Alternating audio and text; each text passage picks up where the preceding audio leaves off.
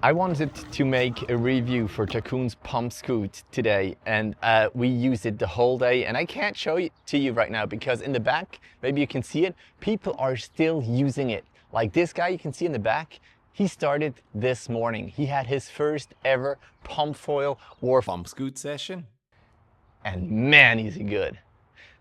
The Pump Scoot, not just the Pump Scoot, but like foil scoots in general, are so great for learning, especially for kids, but adults as well, because they are super safe, they're much easier than the regular Pumpfoil, and they're so fun as well. And you know, some people say, it is not cool because it's a scooter and not a Pumpfoil. Does it not look cool to you? This is amazing. All right, let's take a look at Takoon's Pump Scoot. Let's see how it's made. Let's see when it's actually good to use. Let's go. Welcome to Matt on Foil. So people have loved or hated Benji's foil scoot for a while now, and there's just nothing to say against. It is easier to learn. It is great for kids as well, and it's so much safer, especially if you start.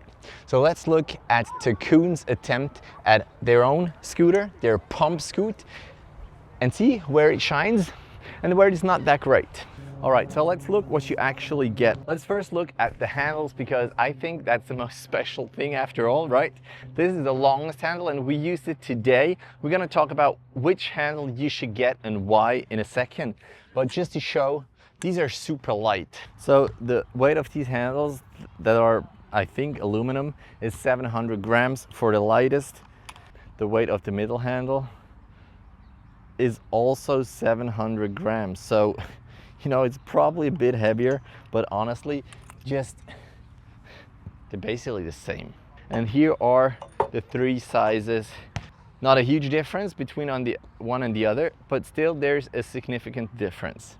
Here with these rubber handles, here I took them off. So to change these handles, you have 3 screws here. This one, I tighten it pretty much, not too much, and I cannot really move. Although if I would fall, if I were to force it, I can still do it. So it still turns. Maybe with a future version, they could just make it so it stays in place and you just attach it, but so that it doesn't move anymore. What is a little bit heavier than the handlebar is the part that you actually put on the board.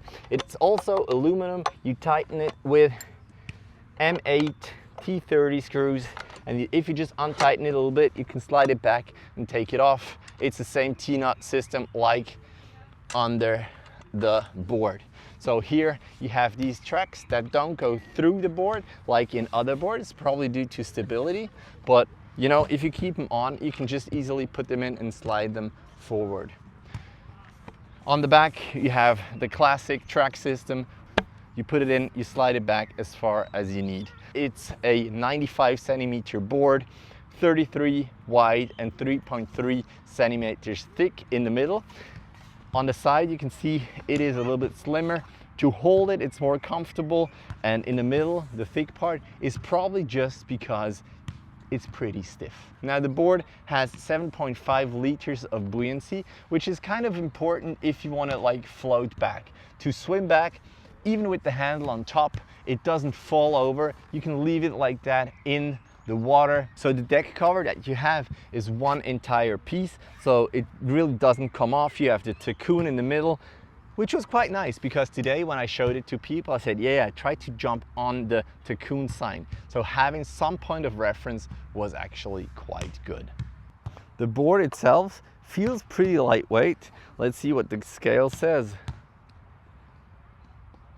1.8, 1.9 kilograms, which makes it heavier than a regular dock start board.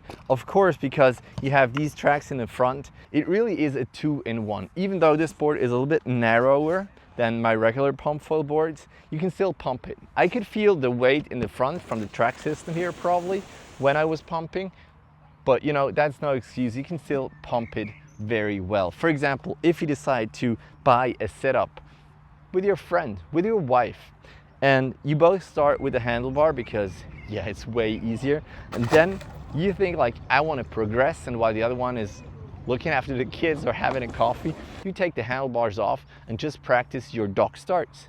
this works 100%. And if you look at this as a 2-in-1, man, this thing gets even cheaper. As for the finish of the whole setup, it looks good, man. Like, I don't see any imperfections on the carbon. Also, these handlebars look really good. And if you get something like that, you know, maybe you should also get the bag, because this bag fits the board perfectly. And you know, if you just want to take it with you, then it's really cool. So you slide it in, you have space for your screws, and you can also take the back part off, leave the mast on, which is very nice. What I would have liked though is, as this is the Pump Scoot bag, if it were have something to put the handlebar, you know, just an attachment for the handlebar, as this is specifically a scooter. That would have been nice. So I think it's really good. Now, let me come a little bit closer and talk to you how it went. Today I was out with a few first timers. Now, which height of the handlebar is the optimal height? And that's a difficult question. So my son, who is 1 meter and 44 centimeters tall, he used the small handle, as you can see here, but he also used the big handle, and really for him, he pumped with both fine. I used the small handle as well and the big handle too, maybe a little difference in movement, but you can use really both. Where I thought the bigger one was good was with that high drop that we had. So the foil was already in the water, that helped a lot. So if you have difficult places to start, then a longer handle is probably just easier. If you have trouble like coming over that bump and push your foil down, maybe with the smaller one it's easier because you can lean more forward.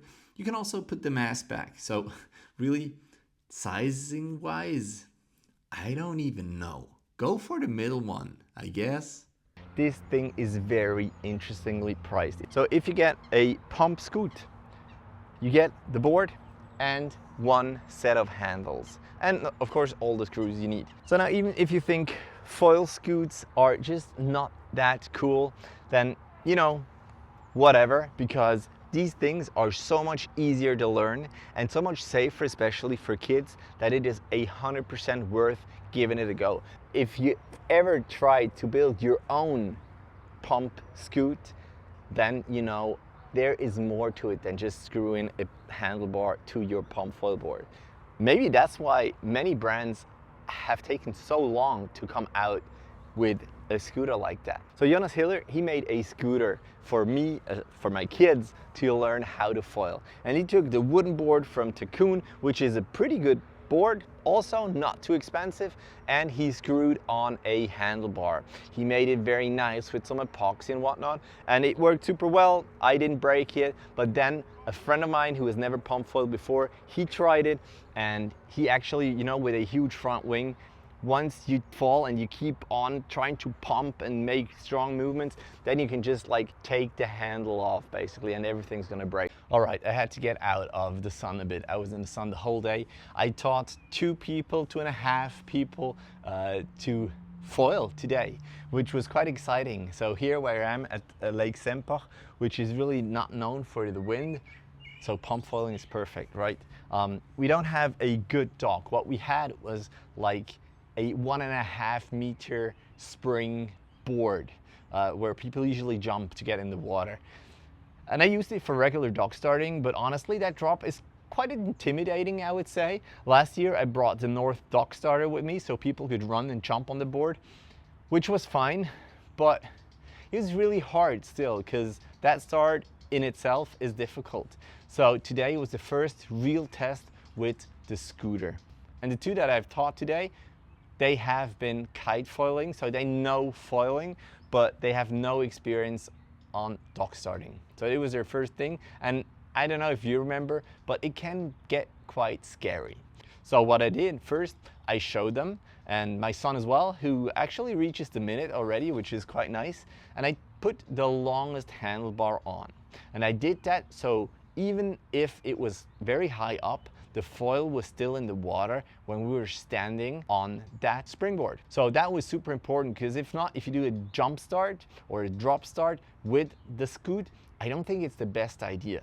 So having the foil in the water gives them a great sense of safety. The hopping part, as in dock starting, is super easy to explain. You just hop on the spot, and as soon as you've hopped and allowed your foil to rise, then you push your handlebar gently towards the front so you get over that bump to ride back down. And as soon as you arrive towards, you know, the water, then you hop again and the board starts to rise, where you start to push your handlebar again. Now, it's not super easy, still a lot of coordination going on, but being able to start from zero this morning and after 2-3 hours arriving at going almost a minute on a foil scooter, that's exceptional. Now, as for the foil, I used the Barracuda XL, which is not the easiest foil, but you know, still pretty big, pretty fast as well. I used a pretty short fuselage and a small tail, so the pitch movement is easier. Having these moments of, wow, that worked. And these successes, I think, are super important, especially in the beginning. Now, how does a scooter like that transfer to regular dock starting? It is different, yes, because when you start, sometimes you have your feet apart, but it's easier to pump when the feet are more or less parallel, I would say.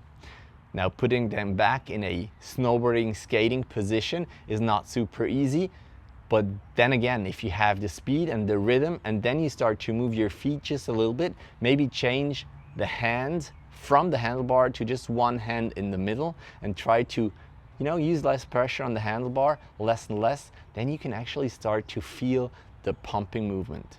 There's still the handle going back and forth, of course, but still, you have to use the right pumping movement. Now, what's missing there is still the start, obviously, for regular dock starting, and this can be scary, but if you know how a foil behaves, how it works, how it feels, I'm 100% sure that it's going to be easier and it's going to translate in a faster learning curve on the pump foil. And you know, if people are confident, just have them take off the handle. All right, that's been it. I think it's really worth it if you want to get your kids, your wife, your friends who are not super foilers into foiling, then a pump scoot is really the way to go. If you're in Switzerland or close to Switzerland and you want to give it a go, if you want to try it, hit me up on Instagram and we can do a joint session. You can really try it. So that's been the review of the Takoon pump scoot. Great stuff, really great stuff. If you like these unbiased reviews, think about supporting me. You can buy me a coffee a month. A coffee a month, come on, it's not that much, but you know, it would help me so much and I could really continue also improving those videos. So thank you so much. Thank you for the supporters already. See you guys in the next video.